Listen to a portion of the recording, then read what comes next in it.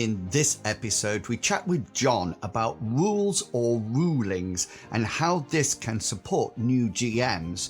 I talk about how I'm increasing the challenge level of our campaign and why I have a real issue with Theists' miracles.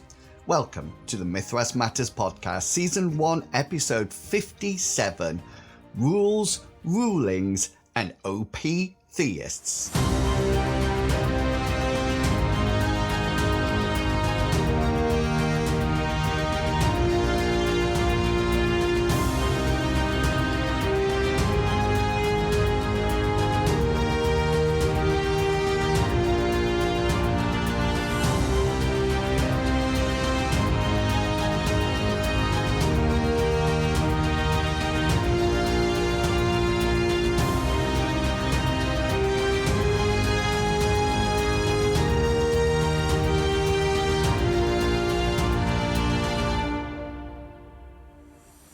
Hello and welcome to Mythras Matters, a podcast dedicated to the Mythras rule set and all its supplements. As always, I am your host, Inwils, and welcome to May. So, was anyone else really excited about Power Outage, the new Destined module coming out? I can't wait to get my grubby little fingers on it and see what delights I can harass my players with. I always think that published adventures can provide so much for a new GM. As you might be aware, I have a lot of issues. Oh, I don't think I should have paused there.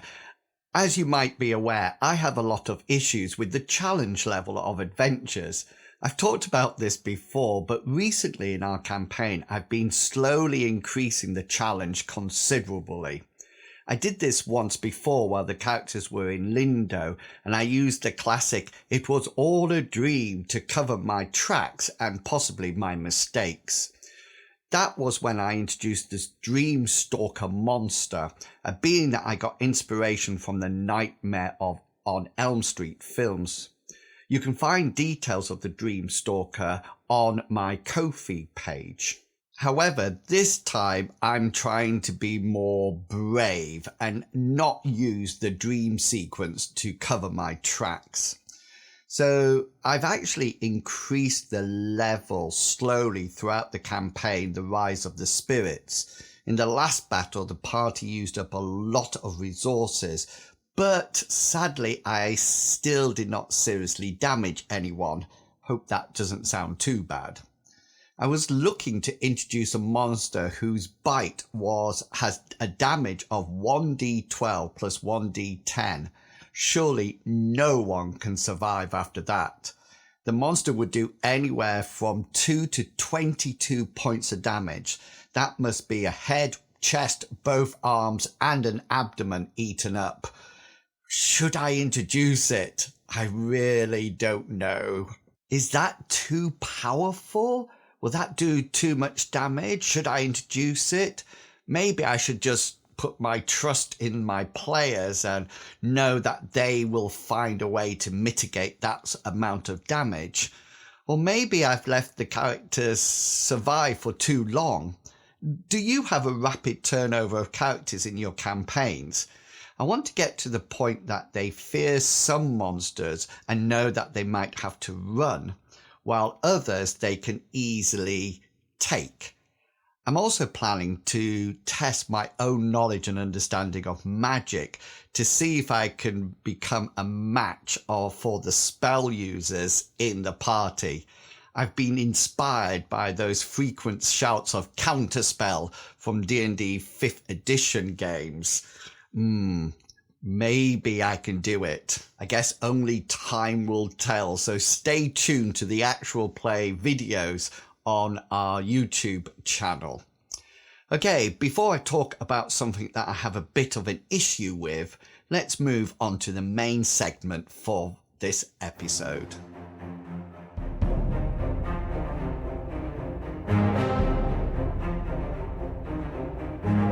Whenever I start GMing, I never know how strict I should be with the rules. So I was really pleased when I convinced John to come onto the podcast to chat about rules and rulings. Over to you, John.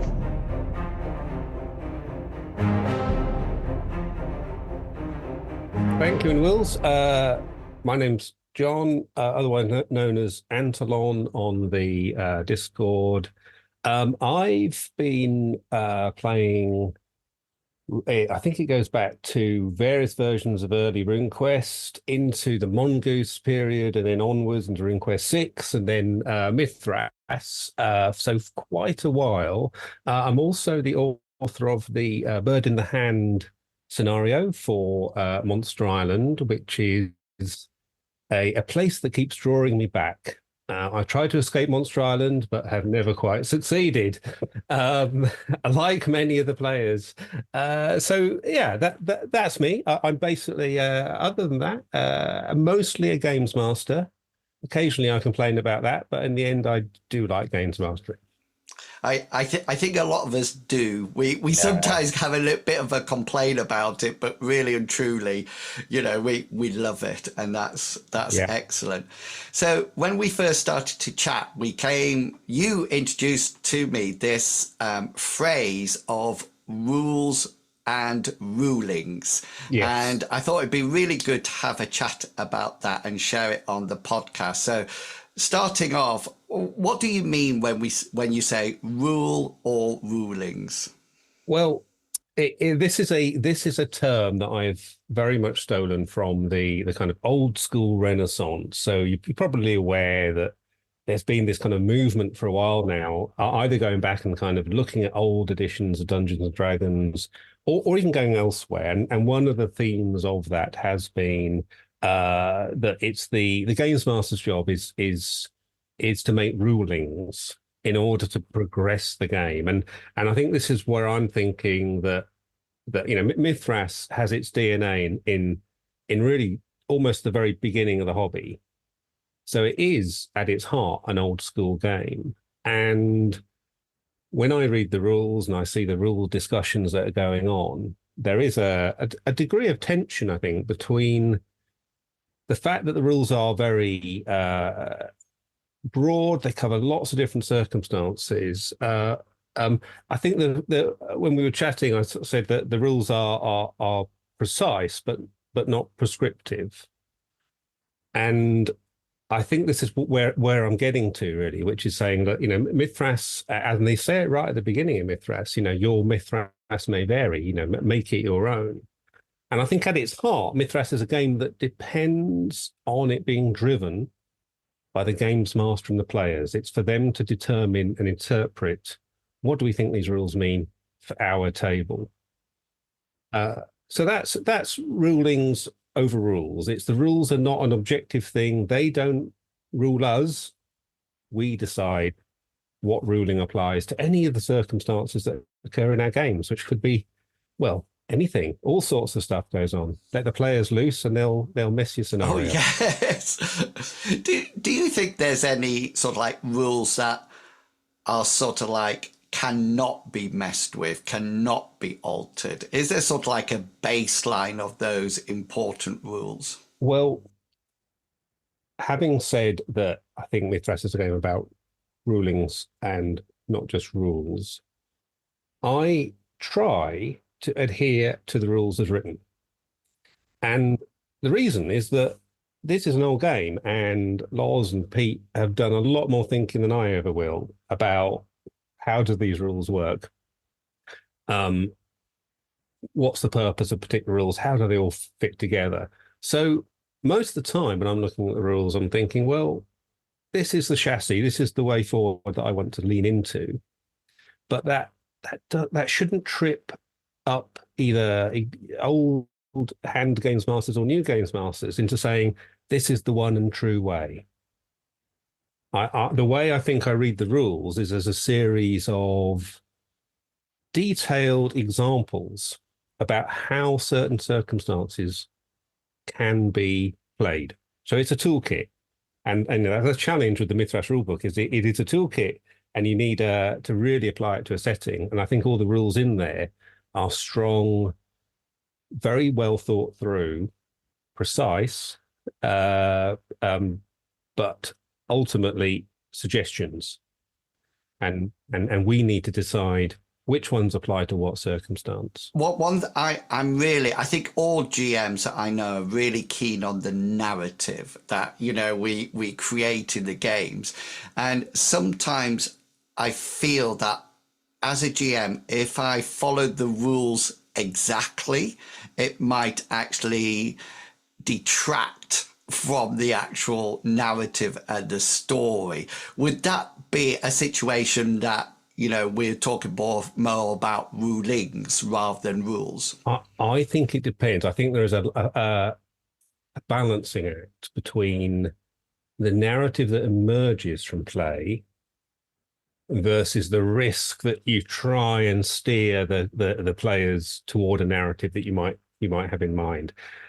And we to some extent we have some narrative tools in Mythras. We have luck points now.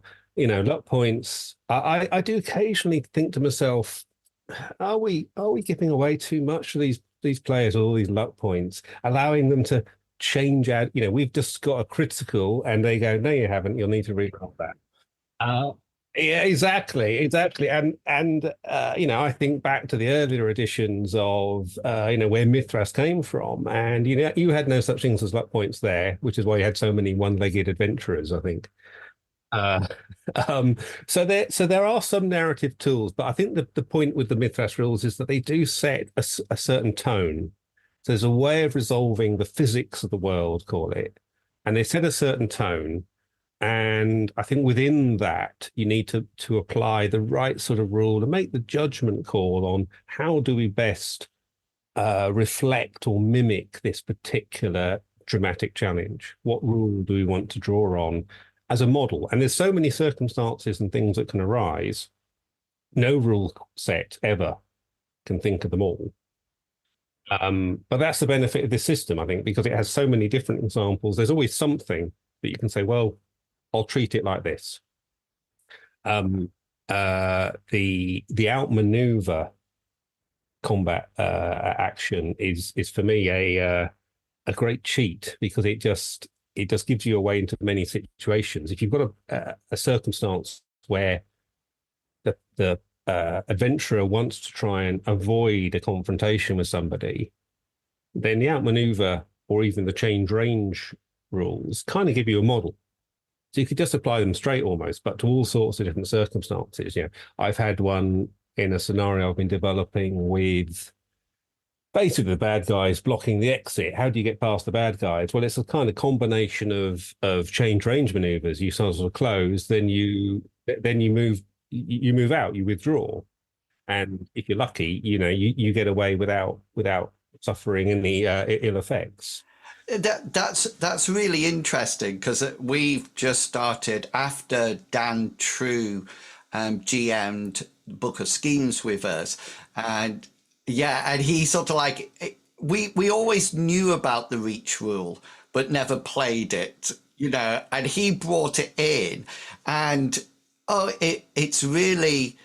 it's changed our game so much, because now people are looking at the reach of weapons and keeping people at bay, or not wanting them to get close because their weapon becomes ineffective once they shorten that range. So, I think things like that, I think, are really good rules, and I think that's, and I'm not too sure whether or not I have the confidence to change anything.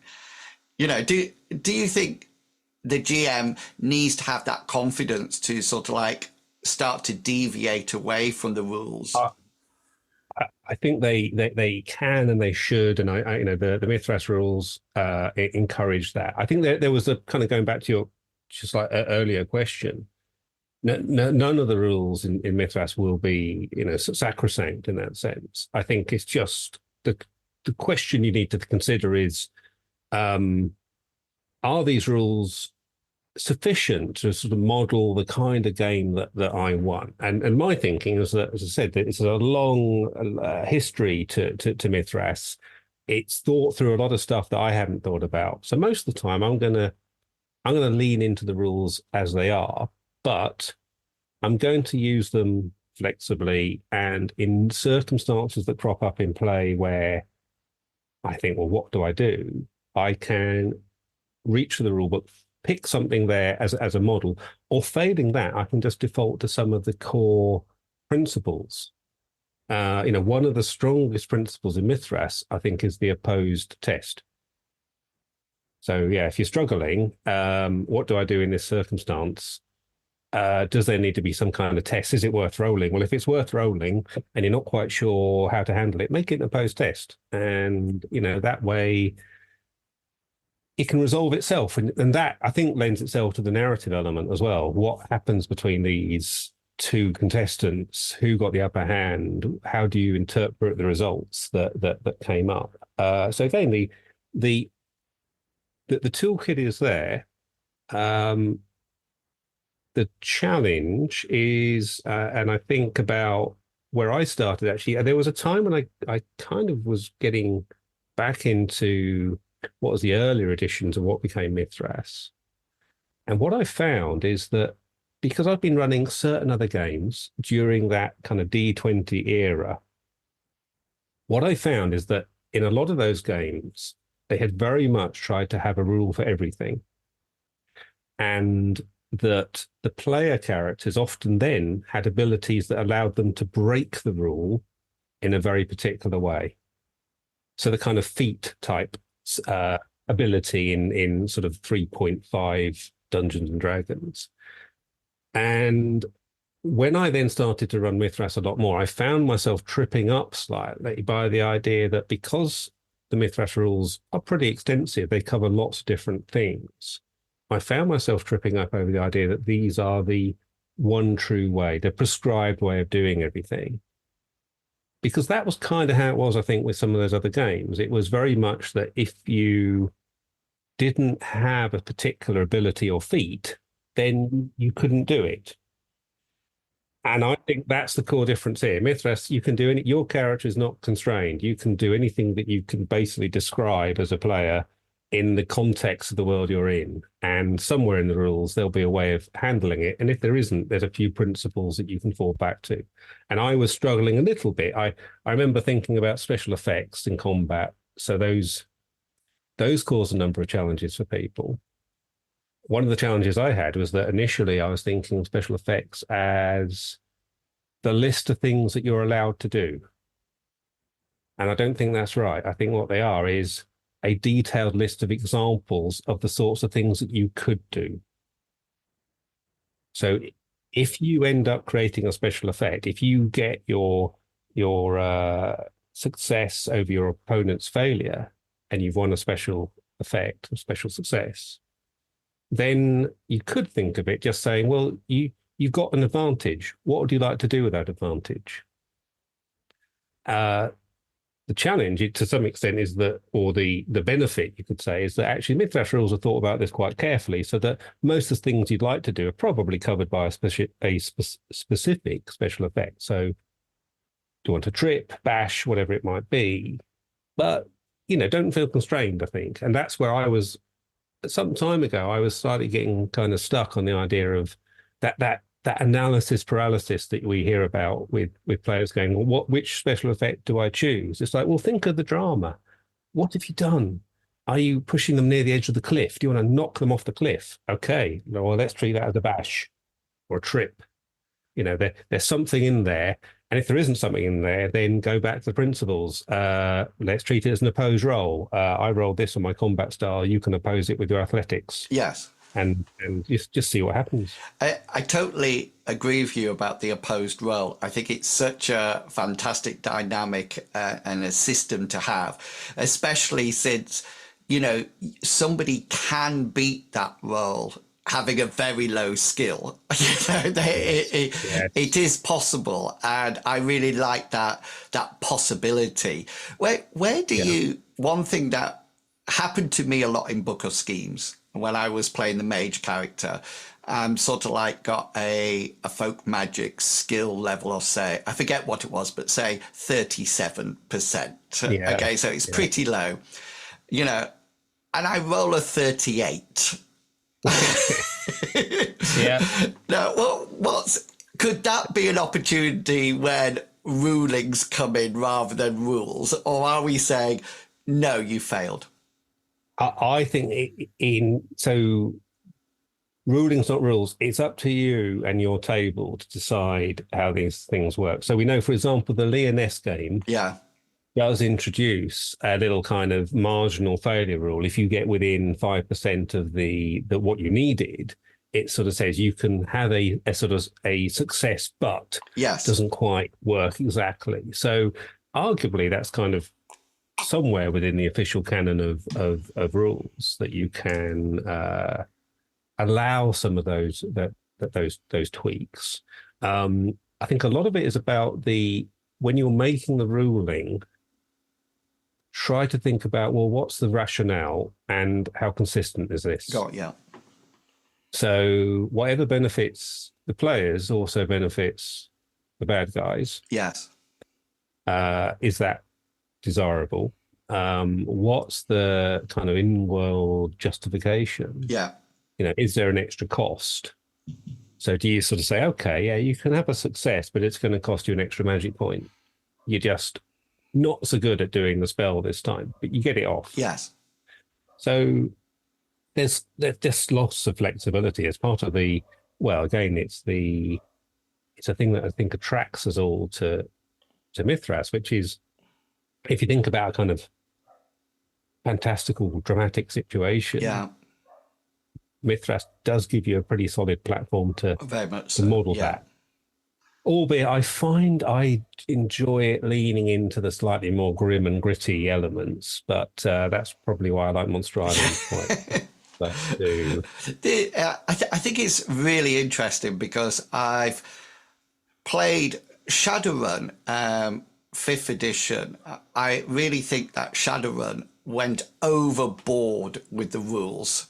There was so many rules. It was unbelievable, Yeah. And if anything, I think it detracted from the flow of the story.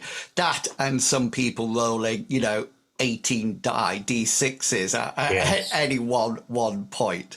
And yeah. I think for me, Mythras, although it covers a lot, I still think it has that opportunity to have that moment when you have to think, okay, then let's do it this way, or let's do it that way, Right. And do you think that is a GM's can change the rulings slightly, or do you think players can as well? I think this is again a question for your table. So I keep toying with the idea of looking at some of these play styles where you give the players sort of greater narrative control. One of the things I find I do, and I kind of don't mean to, but when you generate, I find the combats very exciting. So I have to try and not to introduce too many, but they are fun. And what I find with the special effects in particular is that it can make the fight really fun in your imagination. You can really start to describe what's going on. And one of the things I've thought about is, how do I get the players to actually own that a little bit more? Because I find I tend to step in and I'm interpreting the rules reasonably quickly, but I think, well, actually, maybe the players could do that. And there's that classic kind of like, okay, describe what happens. You can say to the player, and what. So you've chosen a trip special effect. Okay, tell us how does this go down. I think that gives more narrative control.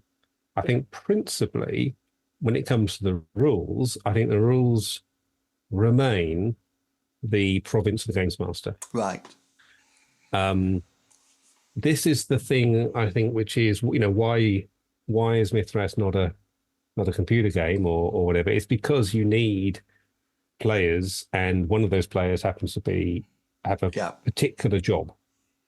Having said that, I'm now very much strongly of the opinion that it's not the games master's job. It's not their responsibility alone to make the game fun. And in fact, my my feel almost is that a good game, probably any game, but a good game of Mythras is generated by sort of 70% contribution from the players. It's when they really go with their characters, Yes. when they really live their 100%. passions, and you're just kind of going along with it. You're facilitating. You're trying to use the rules as a structure. Yeah. To just make their fun happen, really, and collectively for you all to enjoy the game. So, yeah, I think it's your job as a games master to own the rules, but you also need to have your consistent rulings. They need to be fair. And in many cases, there's no reason why you couldn't just actually open it up to the table. Yes. So something really unusual happens. You go, well, that's tricky. I think we could rule this in this way. What do you think? Yeah. And if you've got players which are themselves pretty experienced with the game system, or other systems, maybe they have better ideas. They go, well, actually, why don't we do it as an opposed brawn check? Yes. And you go, oh, yeah, okay, let's do it like that. Yeah. So I think you can be, I don't think you're not being a tyrant with the rules, or even though it is your principal job. Yes. To make those rulings. But you're throwing it over to the table because they might have other aspects or other points of view to contribute. Yeah. I really love what you were saying about the specials in combat, and almost like saying, what would you like to happen? Because I know, especially new players, when they come to Mythras, it's sort of like you've got a special, and then it's my, what are the specials? And you can literally hear papers being moved or people. And I really like that aspect of, well, what do you want to do? You've got the advantage. I've had a number of new players in games recently, and I've even had an opportunity to play a little bit as well, which has been nice. I think very rare opportunity to play Mythras. And what I've found with newer players, and certainly with younger players, it's their imagination that's working. They don't feel a constraint from the rule, and they just are telling you, well, I think, I do this, I'll jump down, I'll whirl around my water staff and I'll whack them in the head. Yes. And they're sort of describing what they want to happen. Okay, so you want to close, you want to choose location head. Okay. Yeah. And I think if you're running the game, certainly for new players, I very much am advocating people to really go with the narrative, push the description, and you then as games master kind of say, well, okay, this is how it's going to play out. Yeah. And until they get a little bit more experience, they want to, manipulate some of these special effects like remise and that sort of thing. Yes. They're quite specific, and you need to have a little bit of system mastery probably. But a lot of the time, I think let's not get that in the way. That's that analysis paralysis. Let's put it aside. Yes. And let's just say, well, what's happened? And it's such a fun system. I had a situation today where, when I was playing, my character started a fight, and I started for a reason. There was a bad guy. We wanted to sort of lure him outside, and I had a good athletic skill, so I started the fight on the basis I could run away very well. Yeah. And as I ran away, my companions were already hidden around a corner. I ran past. The enemy followed, and my companion stepped out.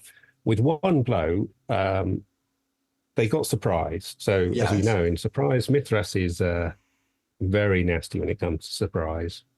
They rolled a success. The opponents completely didn't see them, and basically, in one action, the opponents were both tripped and suffered compelled surrender because they were on the floor. And I think one of them even suffered a fumble. And so they were just out. And it was like that dramatic scene. I could just picture it now that, in the dark alleyway, these two groups come running around. The cannons move out, sweep their legs from under them. And then they're on the floor with a sword at their throat. And, that was the end of that fight. And, we've subdued them. And it was like two rolls. Yes. So, but it was focusing on the narrative, never mind all the details. And I think that is something, because when I came back from not playing games for a huge amount of time, and picked up 5e, D&D 5th edition, it was situations like that I find very hard to replicate in D&D 5th edition. And I remember somebody say, if a bandit goes up to you and draws their crossbow and points it at your head and say, money or your life, you say, well, no, just hit me because I got 94 hit points. So you're not going to take me down, and it was that sort of like feel that made me, I want combat to be descriptive and have the narrative and be like almost like the films or the books in that level of description.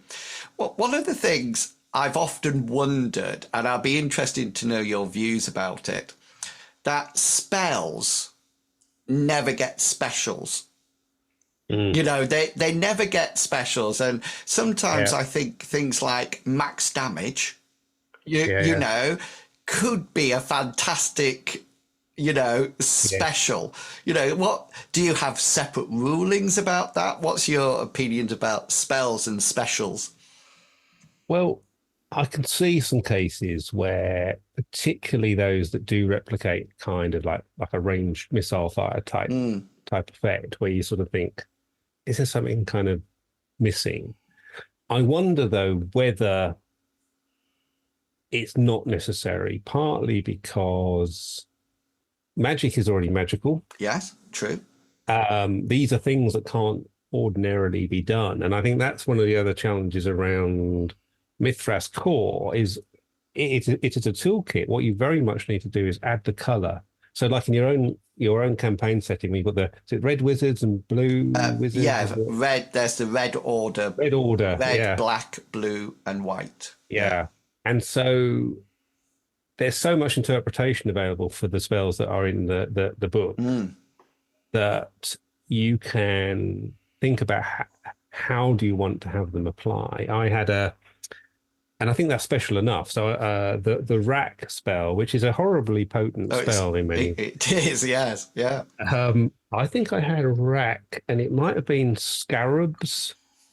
So basically, scarab beetles start kind of pouring out of your mouth and nice nose and such like, and essentially that's the thing that's kind of causing the damage. I think they ran up the legs of the person, started essentially eating them alive, and and that was. I didn't say what spell it was. I just said these scarabs suddenly pour out of the ground and start running up your legs, causing all sorts of injuries. And of course, it was rack scarabs, which was the spell. And I thought, well, there's lots of room here for making magic magical. So I think some of these things you don't need. If you think about that challenge in other systems, is often you get this problem with how do you make the fighters interesting. So that's problem solved in Mythras. Fighting is very interesting. So I think to some extent maybe we're about on parity. We've got interesting fighters and lots of different forms of magic, and some of which can be tremendously powerful.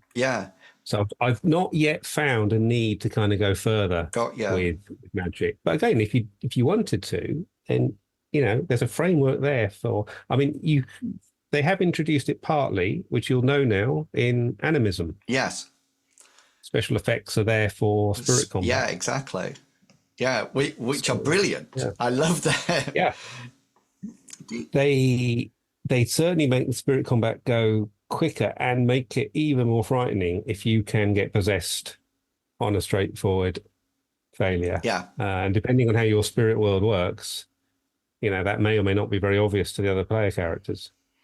And I think that's the joy of the magic in Mythras, including animism and sorcery, in the sense that sometimes you don't need to call the spell and say this person has cast this spell. You can just give the example of the outcome, and then that. And that can be quite frightening for players if they don't know what the spell, because once, if you give it a name, they sort of like start to think, how can I resist this? How can I counter it? But if they don't know, then it can be quite... Absolutely. There is Monster Island has a beautiful set of examples of the all of the sorcery spells have been renamed. Yeah. And they have just interesting and evocative names. I think there's the sorcery spell, the one to, I can't remember what it's actually called in the main rule, but the one for raising the dead, I think it's called something like Enkindle Carrion. Oh, nice. Like Yeah.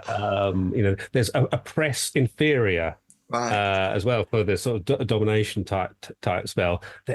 And just with the simple act of changing the names of the spells, you suddenly add a campaign flavor. Let alone then how you might add description to the, how does the spell manifest? Because all of that is kind of, again, that's a point where it's not quite rulings, but it's certainly about getting your campaign world to live. Yes. Yeah. So what do sorcery spells look like when they're cast? Is there a visible effect? I think with my Monster Island game, when the sorcery was cast by the high folk being the kind of big nemesis in the setting, basically a kind of a distortionary, almost a kind of Cthulhu-like effect where the natural laws are all being turned on their head, a kind of queasiness in the stomach that affects everyone around the caster because this sorcery is just so unnatural and warping. Nice, yeah. And you just sort of describe the effect that it's having on people around. You don't need to say the spell is being cast. Just say the strange, the serpent starts to dance in an unusual fashion. His head swaying from side to side. You suddenly feel sick in your stomach. Yes. And a strange light start to float around the head of this serpent man. And that I think all of that stuff you need to add to your Mythras to make it suit your setting. Yeah, very, very much so. When I never understand the term homebrew when it's referred to role-playing game, because I never know whether or not it refers to the setting or a series of rule changes. And I was wondering, when we talk about rulings, is this something that we're just doing on the spur of the moment, or is it something more embedded in the campaign? I am really thinking very much around making the judgments at the time. Yes. And it might be after a while that you make the same judgment repeatedly and it kind of becomes part of your own rule set effectively.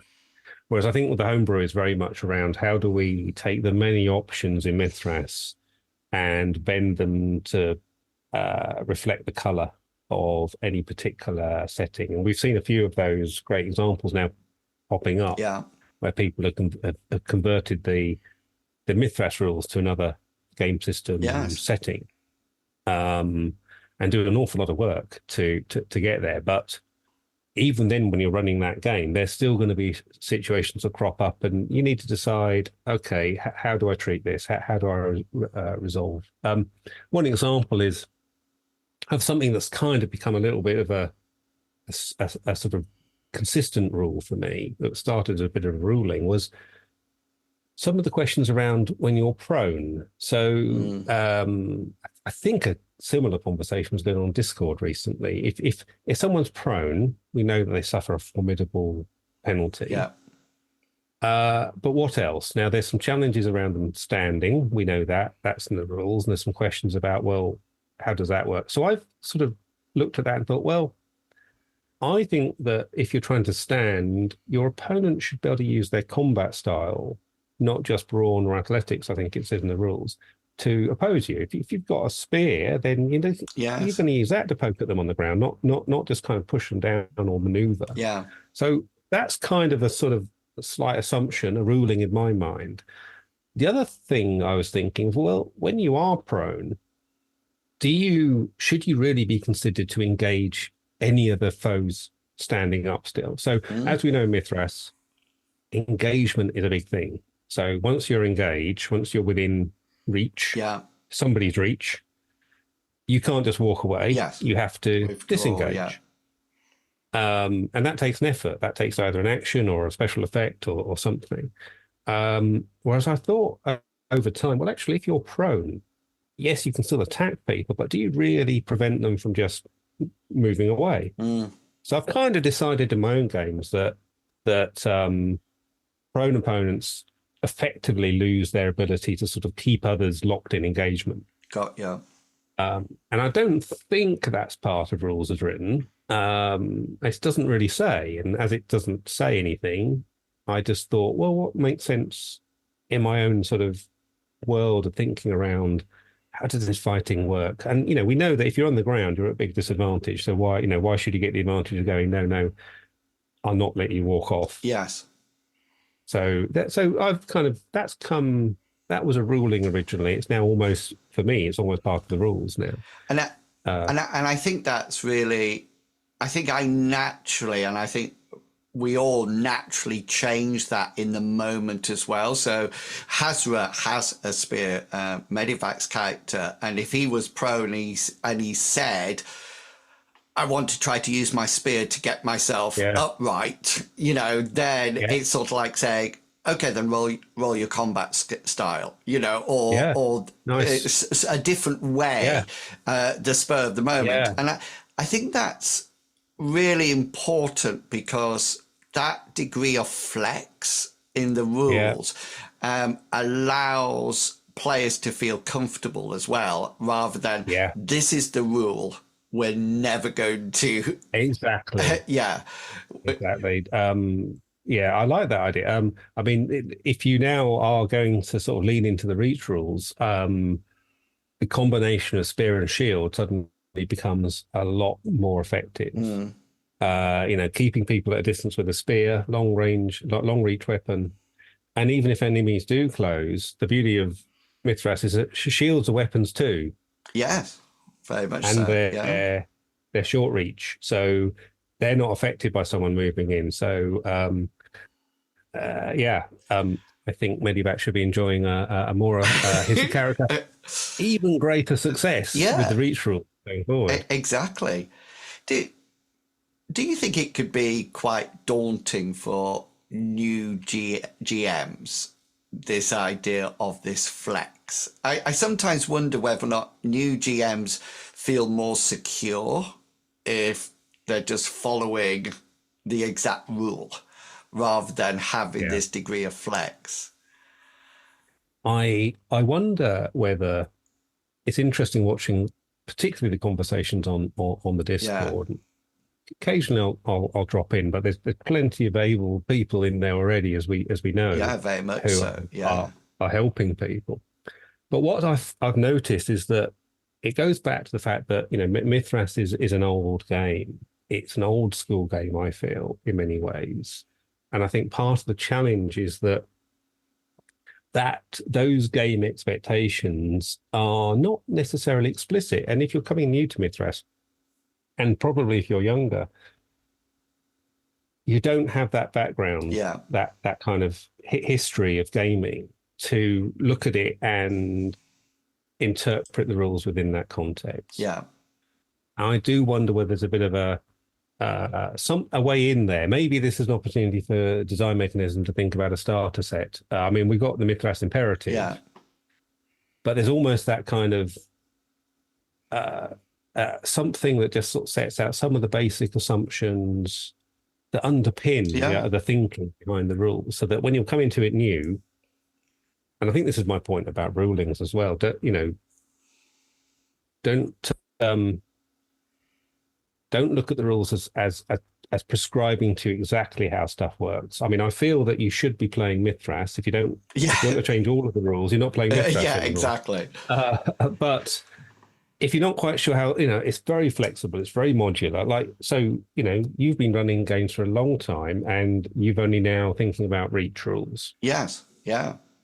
They're not needed. You can play games without them. You can play games with them. It kind of depends on what areas of complexity you want to invest your effort in. And you don't need to bother with them all. Yes. And you can pick and choose. And but I think there is a bit of a gap, perhaps there's a challenge about articulating some of this kind of early thinking that kind of it's almost written in the DNA of the game. Yes. It's not even explicit. I think it's just kind of there. And if you've been playing long enough and you've got a long enough history, you kind of you know this. Yes. But newer players might not, and we maybe need to tell them. Yeah, I completely and utterly agree, and I think that is probably something that appealed to me as a GM when I picked up the Mythras rules. And that degree of flex. It's not sort of like this is what you must do. Yeah. It's like, and I think Lawrence always has his phrase that he talks about making Mythras your own. Yes. And that is such an important point of view, isn't it? That we all make it how we want to play it. The rules are there, use them, change them, but it's a great system. It's been fantastic. Very robust. Yeah. It's been fantastic chatting to you. I just wondered whether or not you've got any parting words that you would like to say about rules and rulings or GMs or anything like that. Well, I think we're lucky in Mythras with the kind of community that we have. Yeah. And we're also lucky that, we've got a lot of back episodes now of Mythras Matters. Yes. Covering lots and lots of issues. So it's a fantastic resource for people to get into. I think my main thinking here is really just kind of relax. If you're coming new to Mythras, it takes a little bit. You do have to invest a little bit of time. Yes. But I find that the learning curve is very much downwards. Once it's steep, but then it drops off. Yes, totally. I found other game systems don't work like that. They just get more complex. The more powerful the characters get, yes. The more rules that come in. That's not the case with Mythras. Give it a bit of investment, know what kind of setting you want, and there you go. So that's my last words on that. I'm certainly encourage people to keep playing Mythras, and I don't know, depending on when you get this episode out inwils. I'll be in the Continuum convention in July near Milton Keynes. Yeah. They've got a new venue for first time. Continuum convention is very long standing. I think if you go back far enough, a certain Loz Whitaker used to be one of the organisers. Oh, fantastic!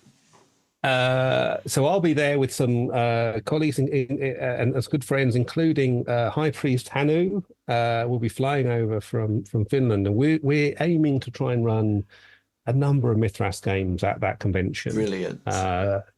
Properly get the system out there, get some people to, run about on Monster Island as my particular games. I have to say, I do have Monster Island, but I've never played on Monster Island, if that makes sense. But it absolutely, it would spoil you probably, because it's once bitten, you can't let go. Yeah, and there's so many really good examples in that book, that when I was putting animism in, I went back to Monster Island and saw how it sort of like created the animism in Monster Island. It was really super helpful. It's the unofficial necessary companion, I think. Yes, yeah, most definitely. Thank you so much for coming along and sharing your views on the podcast. We really do appreciate it. Thank you very much.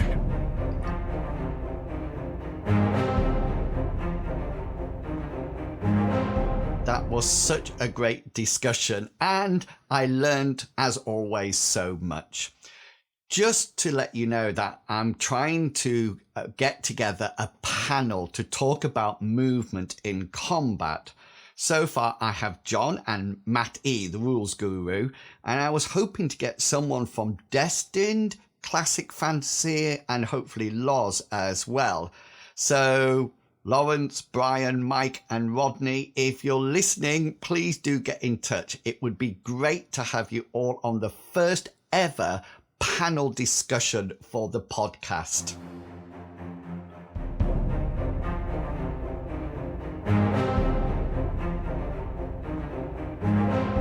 Remember, if you would like to contribute to the podcast, then why not drop me an email or message and let me know what you would like to cover. We're always looking for reviews or interviews or chats with people on a range of topics. So if you are interested, you can email me at inwils@gmail.com or send me a message on the various forums I frequent. Before I go, I wanted to have a quick chat or rant about Theist and the magnitude of their miracles. I am thinking that I've got something dreadfully wrong here, so please do let me know what you think.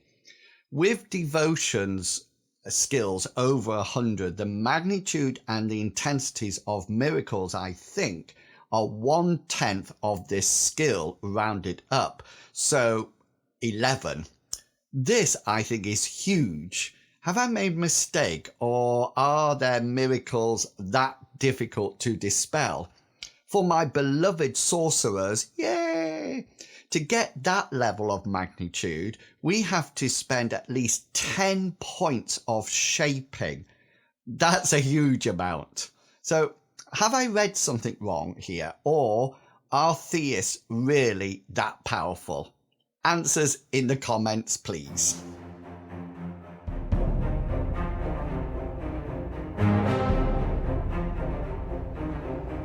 And that's it. Another episode of Mythras Matters completed. Don't forget you can check out all my content by following my YouTube channel and the campaign areas of World Anvil.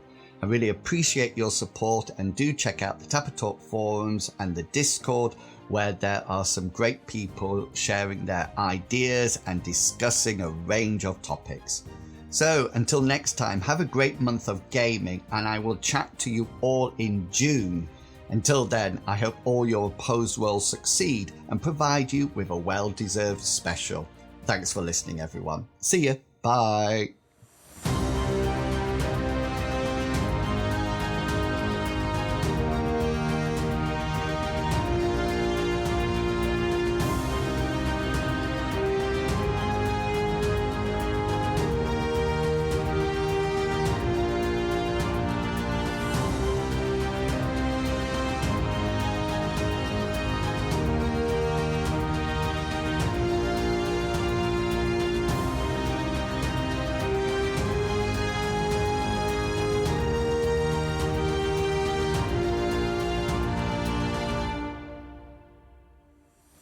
The content of this podcast is covered by the Creative Commons Attribution 3.0 license, so please give appropriate credit if you are sharing or copying any part of this podcast.